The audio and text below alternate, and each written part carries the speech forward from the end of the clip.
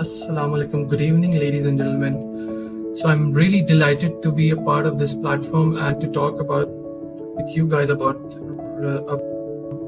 the topic research and the undergraduate curriculum, a model in KAIST. So let me just start. So yeah, just picture yourself in a university where undergraduate students actively engage in cutting-edge research alongside esteemed faculty members, contributing to groundbreaking discoveries and innovation. Well, at my university, KAIST, this is a reality where the undergraduate curriculum integrates research into every aspect of learning. So let's start a bit about myself. So my name is Ahmed. I come from a small quaint town in Sindh, which is called Mirpur Mathelo. I did my high school also from Mirpur Mathelo, but not just high school. My primary school and middle school from FFC Grammar School and College, Mirpur Mathelo, and currently I'm studying in KAIST, Korea Advanced Institute of Science and Technology, at a full scholarship, and I'm double majoring in civil engineering and computer science, alongside with a minor in business management. And just to give a context of why I'm really interested into presenting to present you guys about why research and the undergraduate curriculum is so important, because I'm working as a research assistant in the AI mobility lab, which is basically about transportation engineering. And over there, I've seen a lot of different perspectives about how research really enhances undergraduate education. So why research and undergraduate education? First of all, the question comes in, before we dive into the main topic, let's first examine why research plays a pivotal role in shaping the undergraduate experience as a whole, and why even is it important. Research in the undergraduate curriculum offers a range of benefits. It enhances critical thinking, problem-solving skills, and bridges the gap between theory and practice. By engaging in research, students apply their knowledge to real-world situations, deepening their understanding of academic concepts. For now, I'll just give an abstract view about the relation between research and the undergraduate education and why it's important, and then we'll dive into the details. So by the end of the presentation, you'll understand the benefits and the impact of this approach, both for students and the broader academic community, and how much, in my opinion myself, Pakistan might benefit from such an approach. Research sparks innovation, fosters creativity, and encourages students to think outside the box, leading to breakthrough discoveries, as I've seen in my own institution. Collaborative research projects promote mentorship, interdisciplinary collaboration, and diverse perspectives. Moreover, the integration of research elevates the visibility and reputation of institutions, attracting talented faculty, research grants, and partnerships, and establishing them as centers of academic excellence and innovations. As I can see in the participants, some of which I know, and most of you are teachers who contribute to the society. You guys have a big role in the society, and you might agree with my opinion that how pivotal role research in every aspect of life it plays. So to begin with, our university basically has an approach of Education 4.0, which is an approach of education which caters to the fourth industrial revolution. So I'll start off to give a context. I'll start off by showing a video which basically explains the bits and pieces about what Education 4.0 is, and then I'll go on to explain as to how it's implemented in my institution itself, and how we can implement it in Pakistan, and what benefits does it reap. I remember we talked and we listened. We had to memorize quite a lot too. A lot of time was spent pulling out books and collecting them up again. We were sitting in rows and desks so we could see the board better, because talk and chalk was the way. There must be an industrial revolution in education, in which educational science and the ingenuity of educational technology combine to modernize the grossly inefficient and clumsy procedures of conventional education. Sydney L. Presshead, 1924. These young people are studying in a new way. A computing calculator designed for use in high school classrooms has created tremendous excitement among educators. The tool which has made this possible is the high-speed digital computer operating with electronic precision on great quantities of information. If we think about the third industrial revolution, that was PCs and the internet, and we've just about caught up with that. The fourth industrial revolution is what becomes possible from those technologies. Industry 4.0 is the next big shift in the way that manufacturing operates. Digital know-how is going to be hugely important, and then people will need to be flexible because the world will change. The future workplace and future societies, we're still moulding them as we go, and technology is one of the main pillars in what is shaping what the future will look like. The pace of change is remarkable, with the introduction of these exponential technologies creating a paradigm shift to create Education 4.0. Lectures aren't fit for purpose anymore. Using textbooks and teaching in a Victorian sort of method of rows of students, listening to the teacher, taking notes, it's obsolete. We need to use our time in lessons to actually have those meaningful mentoring one-to-ones that can never be replaced. The technology gives us that time if we use it correctly. Rather than being something that's scary, we can use technology to be something that's very liberating for people. So instead of having to go through the rigmarole of institutional learning as it's been in the past, we can actually use smart robotics, smart computers to make learning more accessible to more people and to actually tailor it to individual needs. This whole cluster of AI technologies will make learning for students more rewarding, teaching for academics more rewarding. We want it to be a win for everybody. We've shown already in clinical studies and trials that retention is up to 70% higher in virtual reality. That has a huge impact on learning and retention of facts. The challenge is for universities to really develop their students' digital skills so that they can actually make use of those skills in the workplace. It would be all too easy to say everyone must learn to code, but the truth is coding is just one digital skill. Creativity, collaboration, communication, critical thinking, these skills that can never be automated, that can never be replaced, are what we need to focus on. Education 4.0 is a request to the education sector to rethink the educational paradigm, and it's an opportunity for us as this fourth industrial revolution kicks off to think about what modern education should look like. We now live in a hyper-connected world, and now the time, more than ever, the time is for us to say, what do we want to do with that?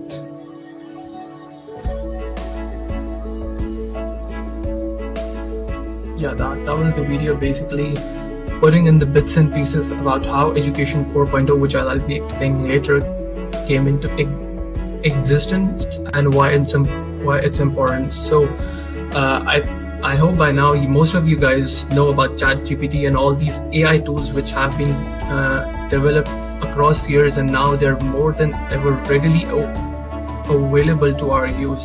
So now the main problem is the portion of knowledge which we were learning in our undergraduate curriculum really its purpose is kind of becoming obsolete now. So as you see over the years, undergraduate education has really become into something, undergraduates have been seen as someone who'll just take up jobs or something. But when undergraduate education came into being, that was not the sole purpose for undergraduate education, as we see.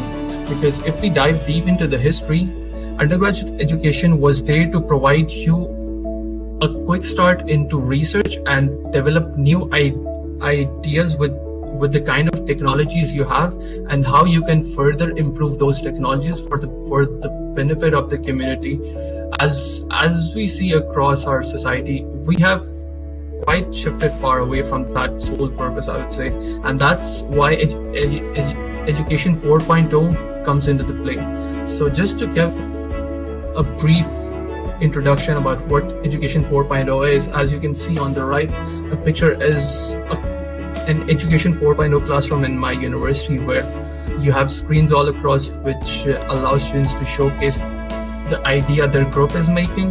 There's the instructor, which kind of has now a more nominal role, and it's more about collaboration. So in Education 4.0 at KAIST, it embraces a cutting-edge approach to learning that encompasses the integration of technology and innovative teaching methods. Some of these teaching methods mean student-led lectures, which allow the students to express their own ideas as well as grasp those ideas much more thoroughly. The curriculum is designed to prepare students for the challenges and opportunities of the fourth industrial revolution. It equips them with the necessary skills to thrive in a rapidly changing world. It prioritizes a personalized and more like a learner-centered approach, utilizing digital tools and platforms to tailor the education experience for every student's need. The thing is,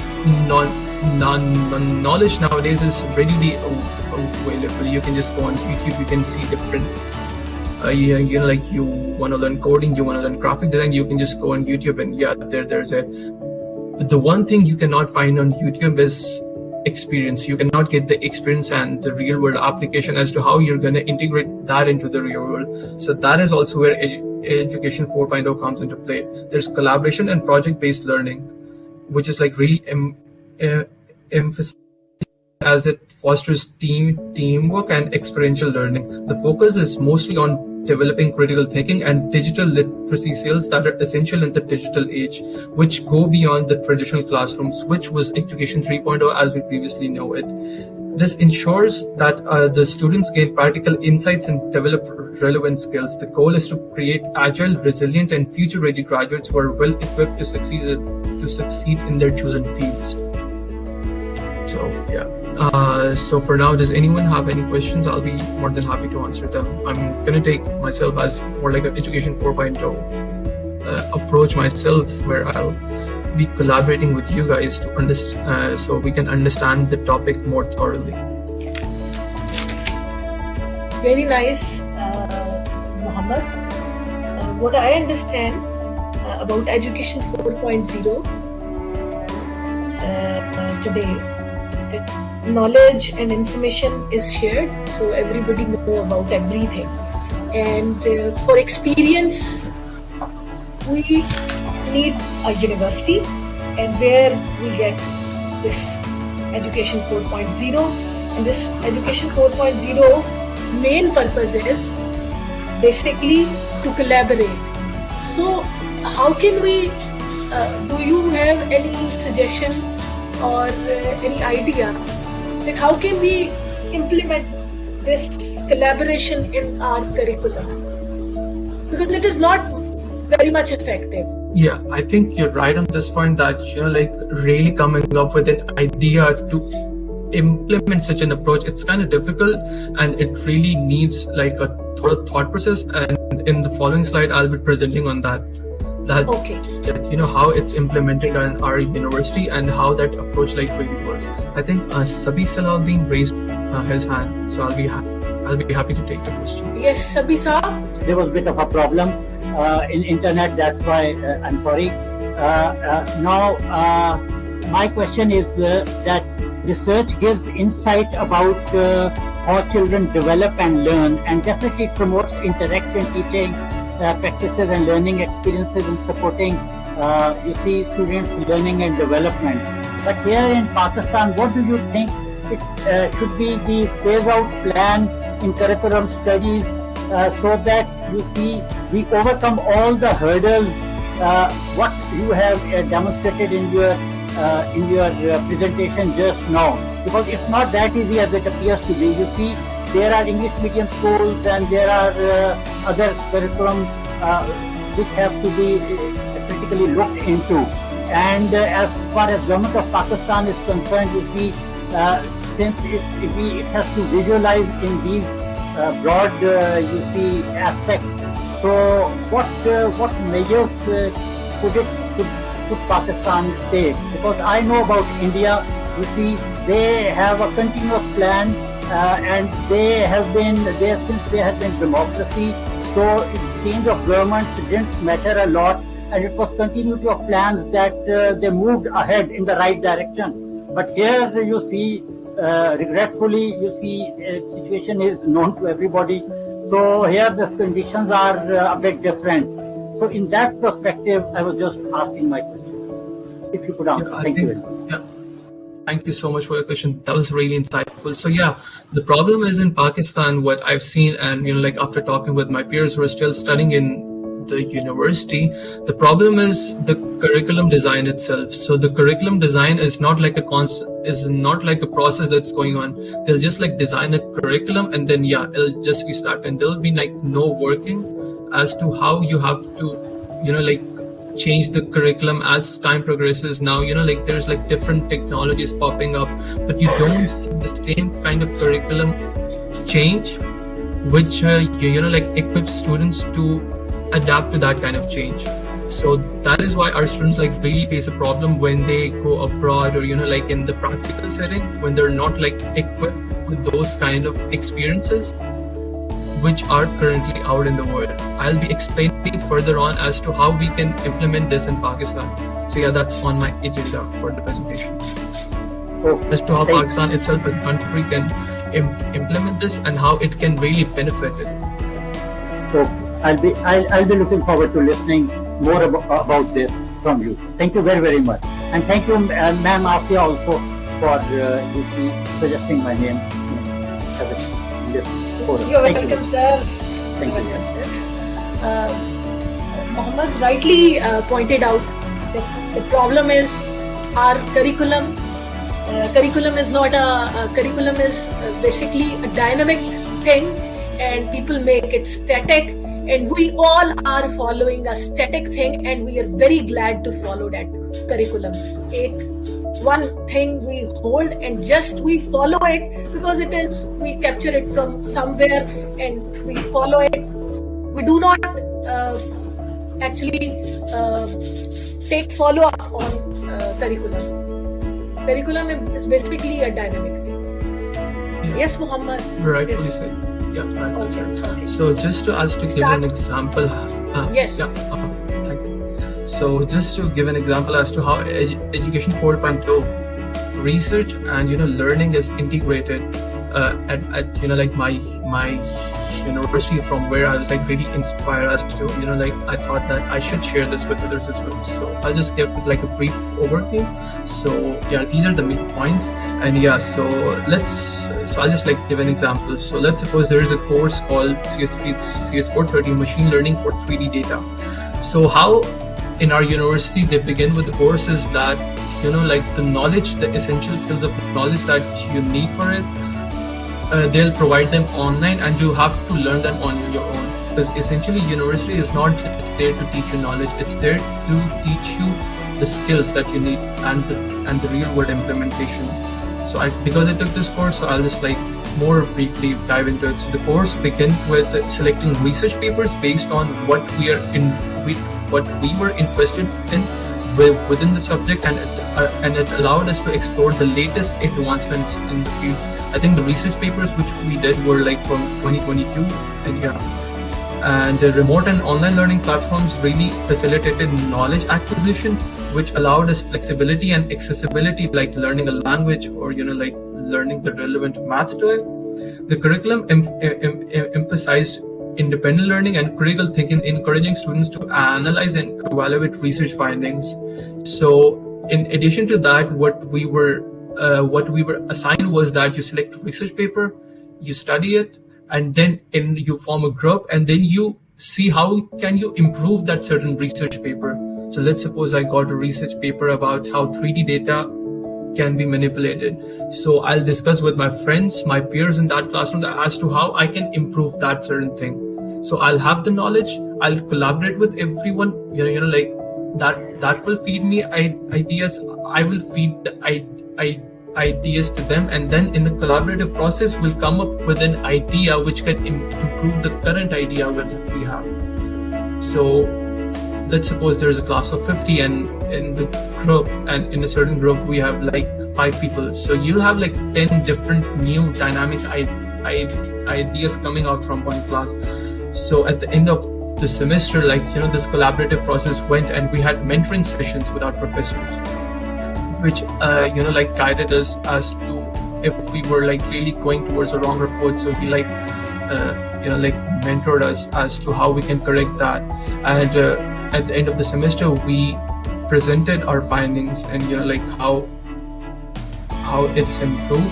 And there was not just our professors, there were like multiple professors. So if our research findings were like really interesting enough, those professors collaborated with us, and like they issued another research paper. So it's like more like a continuous process where you're like finding solutions to real world problems and you're developing more on it. So it's like a continuous process in that.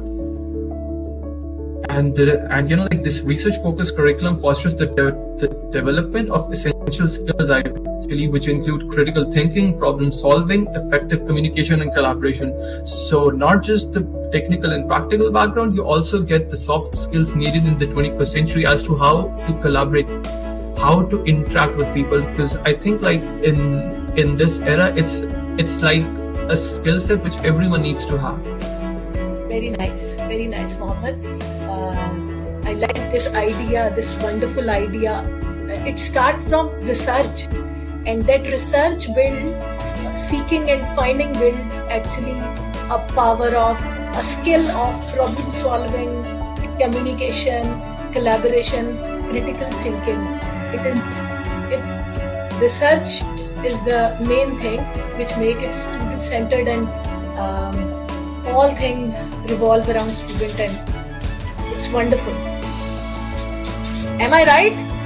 Yes, ma'am. So yeah, this was the approach we have in our university, and because of that, there are a lot of there's like a lot of research output from the undergraduate community, and that's why the undergraduates in our university really go towards like different research firms, and they collaborate with them. And we have like a lot of different firms which collaborate in our university, where the undergraduates work a lot. Now, this not only does provide the undergraduates with an industry experience right in their undergraduate education, but it also instills in them a sense of motivation to further look forward to how they can make the society a better place by improving upon what they've learned.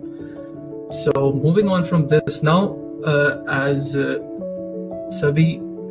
Sabi previously mentioned, that how we can integrate this in Pakistan. So first of all, I'm going to talk about why such an approach is required in Pakistan, and then I'm going to talk about how we can implement such an approach. And I think like on this topic, since I believe most of us are Pakistanis, we can have a collaborative approach on this discussion and put in different viewpoints to this.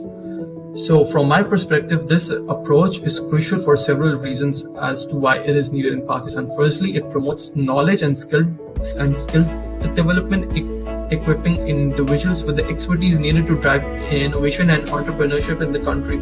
Secondly, it encourages collaboration and partnerships, fostering a culture of knowledge sharing and collective problem solving. By addressing societal challenges through research and innovation, we can create impactful solutions that benefit communities and contribute to sustainable development. Moreover, this approach builds research capacity, nurturing a pool of talented individuals who can lead scientific and technological advancements. It also attracts and retains talent within Pakistan, which, as you know, Pakistan has a big problem right now, the brain drain problem. Fostering a vibrant ecosystem of innovation and creativity.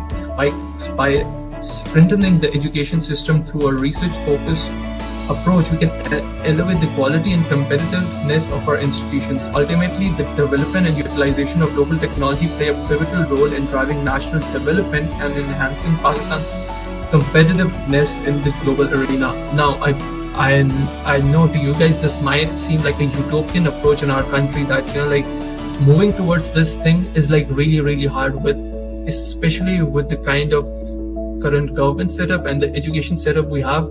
It's a really difficult task, but there is a solution.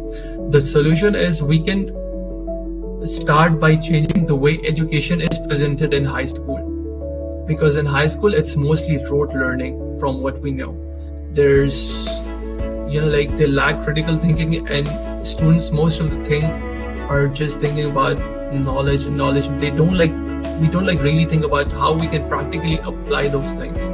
I think that is the root cause from where you can start, and then we can start to collaborate with universities where we can restructure the undergraduate education. From what I know, HEC, I think the main part over here to play is for HEC to do, because like my peers have told me, I may be wrong, you can correct me, because HEC has such rules which like really hamper sometimes collaboration and like how universities structure their curriculum. So university are like kind of like really bounded in like one setup, and they cannot like really enhance their curriculums that much.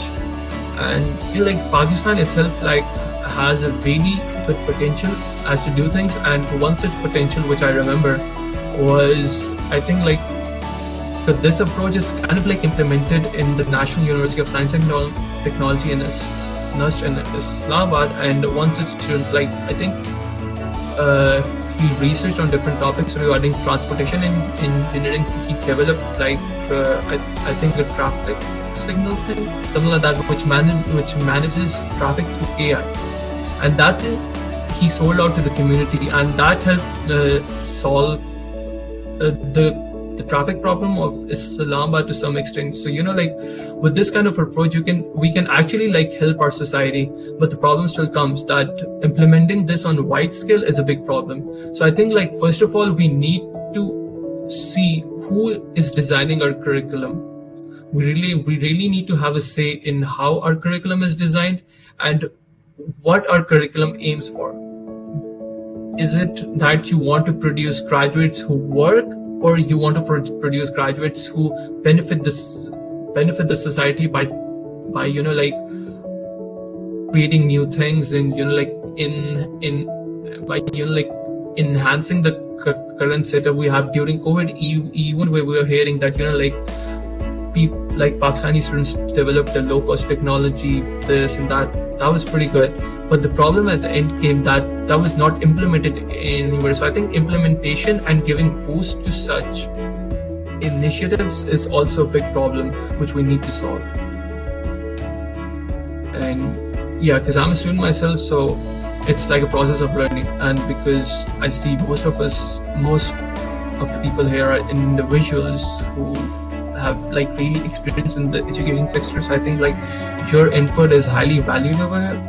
So I think like we can move towards more of like collaboration, and I would like to hear your input on this. So yeah, I think for the presentation I'm kind of done. So now I'll like to hear input from you guys as to how you think we can implement it in Pakistan, and if you guys have any questions. Mr. Sabi has raised his hand. Yeah, Mr. Sabi is. Okay, thank you very much for elaborating each and everything. It was really useful and informative.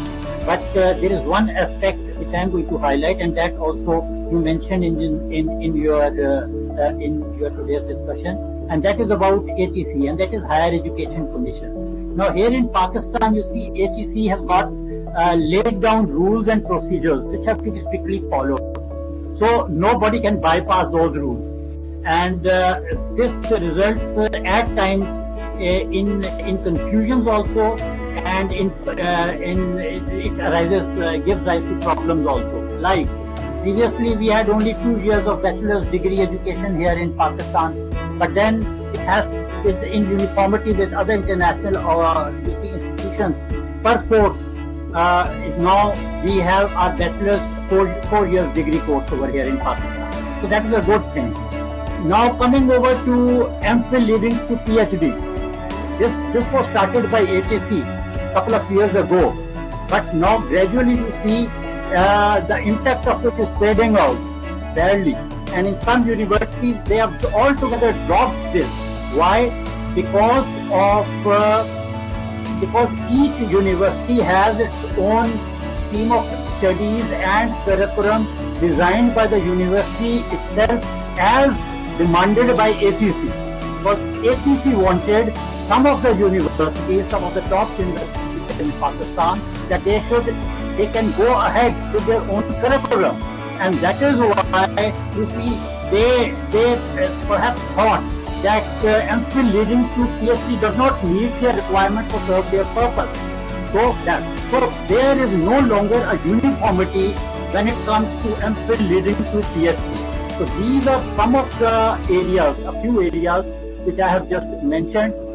Maybe there are others also, but to my mind, this is a problem which we are facing, and same is the case maybe in other areas like in training and development also, because our curriculum is not designed. For instance, when I was conducting interviews of some students of LUMS, I was the one who rejected them. I was one of the board members of board members, and it was a shock for all of other participants who were there. And the main reason was that the students at that time initially they had bookish knowledge and they didn't know about industry. So I had been serving in Unilever, in Coca-Cola International abroad also, and I knew that there should be compatibility between the studies which we are going in and the industrial. We should know about the equipment of industry hall. So the technical training should have been there. So because of these to be compatible. So this is one of the drawbacks in our education system also. So there could be others. I have mentioned few of them. So these were the limitations which ATC has, and I thought perhaps could add to the knowledge of others. This is what I want to say. Thank you, Mr. Sabi. That certainly did enhance my knowledge as to how things work around here in Pakistan. And I think like the main problem which you highlighted and which is a problem is the foresight, that when we make a policy, there's like no foresight as to if we're thinking about whether 5 years or we're thinking about the next 20 years, which students have to, because it's like there's going to be multiple graduates. Will they be fit for the industry or no? And as you highlighted an example, I think the approach that I mentioned, it might be like one approach which can solve that problem, and which we need in Pakistan. I know it's not going to be like it's not going to be like a rapid process, but I think with time we can implement this. But for that, I think we need the correct individuals and the correct support from the government. Or as you see, we might need a rebel who rebels against the system and kind of like introduces, because we need it for the society, we need it for the betterment of the society. Because like I think in this point in time, we need it more than ever. Yes, you are rightly pointed out. Thank you very much. Go ahead. I think Cameron is did raise her hand. Ahmed, well done. Very nice point suggested by you, especially national development and research, obviously. All the prayers are for you. Actually, I wanted to quote one example for national development and research. That last week I visited one island.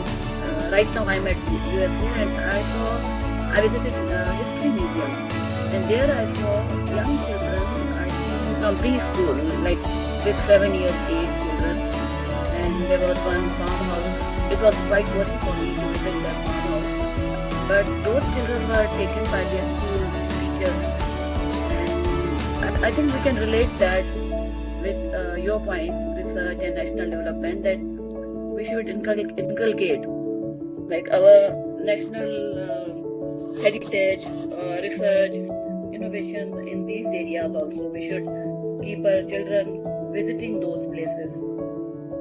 Like they can have habit of thinking about their historical,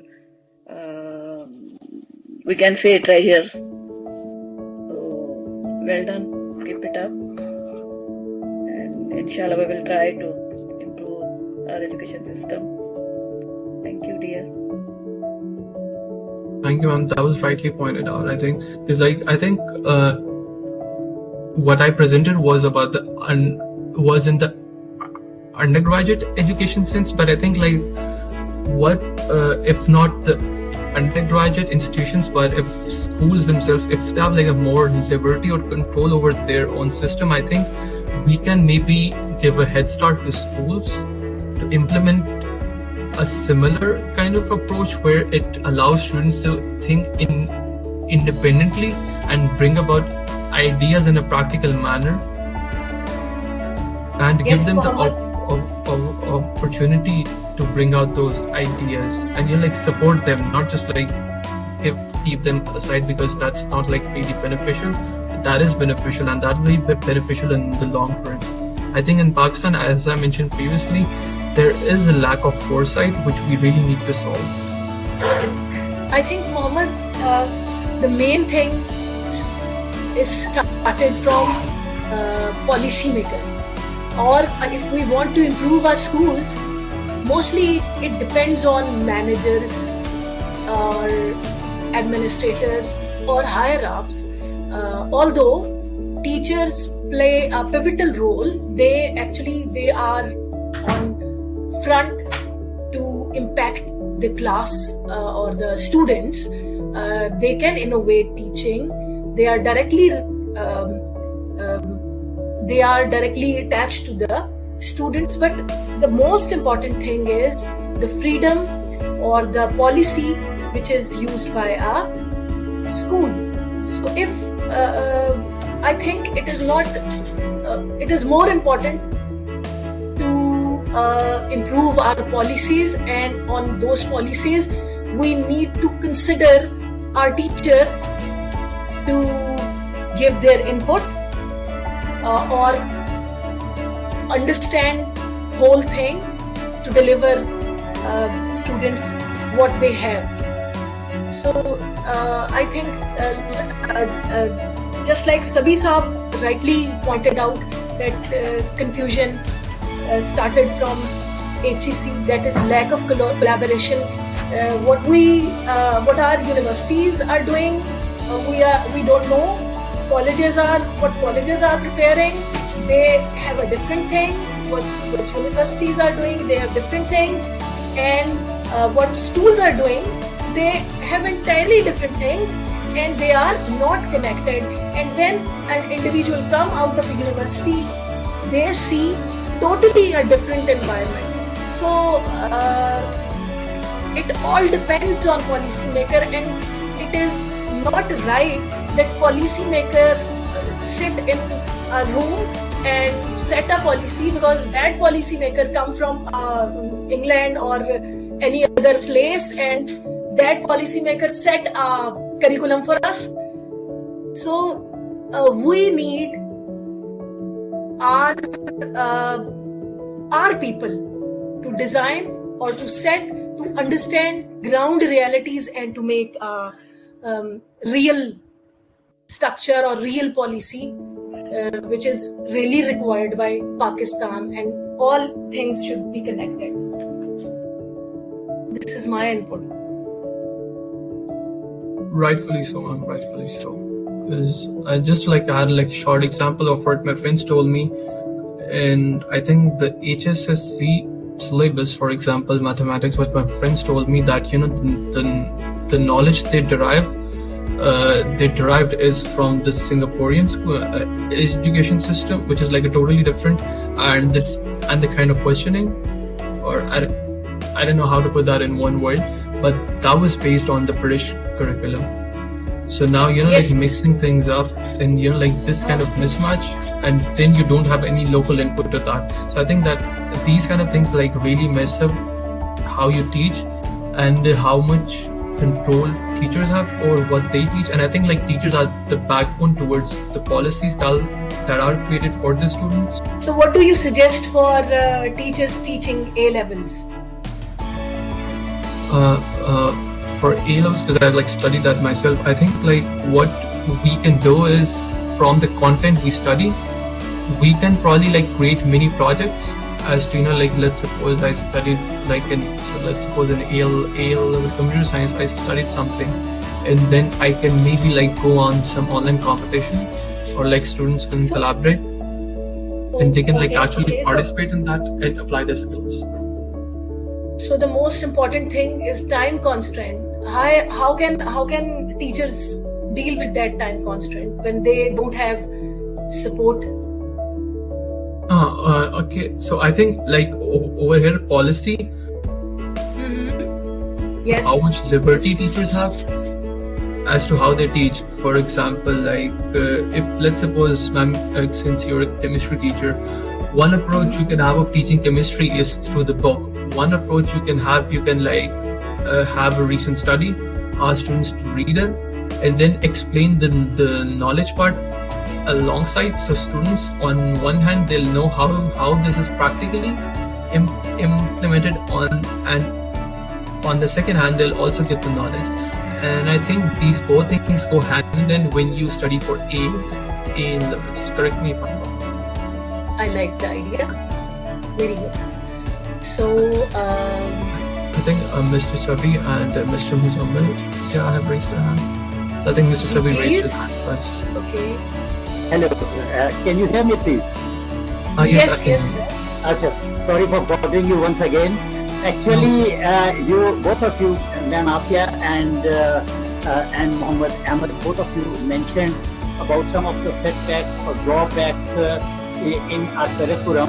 And pertaining to this, I just wanted to mention about the designing of curriculum and scheme of studies.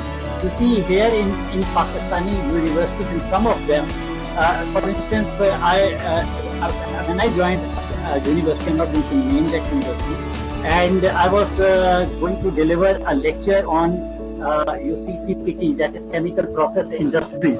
And what I was told that I had to deliver at that time my first lecture on soda ash, and that is sodium carbonate and sodium bicarbonate. So that was, you see, a big shock to me. I was highly disappointed also. My director called me and he asked me, well, what's the problem? I said, sir, the thing is there are three types of industries. There are small industries, medium-sized industries, and heavy-based industries. So at first, in my first lecture, I have been asked to you see, deliver my lecture on a heavy-based industry, and that is soda ash. And it should not have been case like this. So I should have gone in for a small industry, and then I was told that this is the curriculum which has been designed and as a matter of policy, which Ma'am Afia also earlier mentioned about the policy makers. You see, so this is a big you see setback in this scheme of studies, that the persons who have designed all this, the matters which are related to industry and the academics, a person should have experience on both the sides, on the academic side as well as on the research and development and industrial experience as well. Only that person can design. He should be eligible to perform it. Wonderfully said. Very good. Thank you very much. Very nice. Very nice.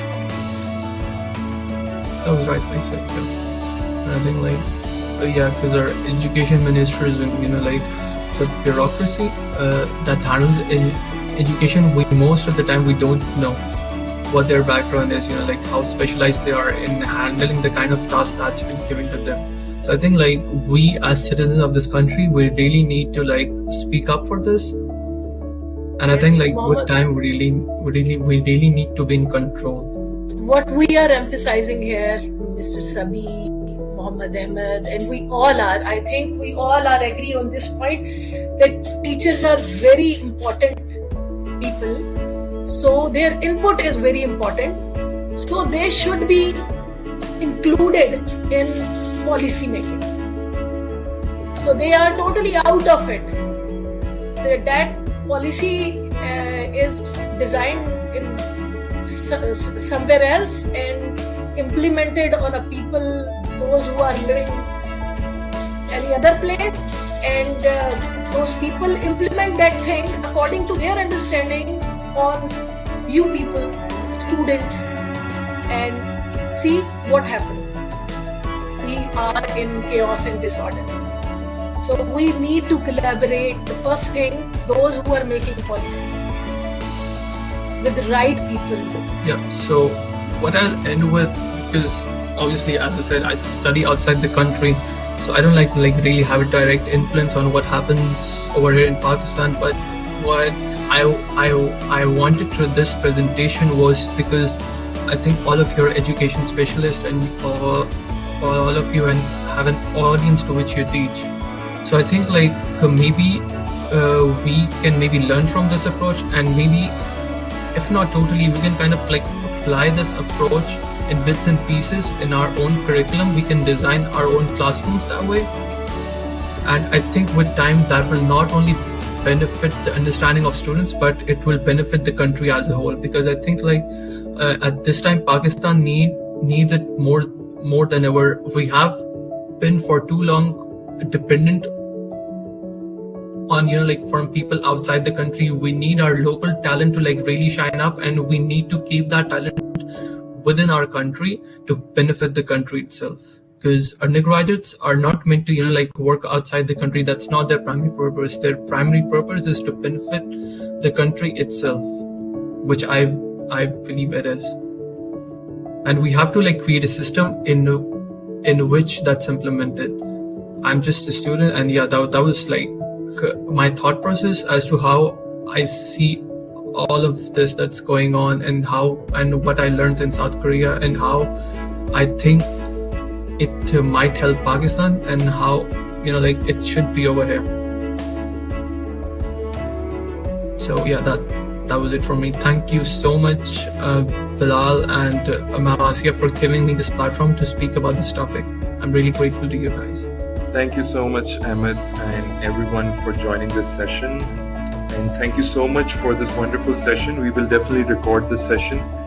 And yeah, so this is pretty much it. And Ahmed, thank you so much, and everyone. Take care. Khuda Hafiz. Thank you. You're welcome, Bilal. Thank you, everyone. Allah Hafiz. Khuda Hafiz.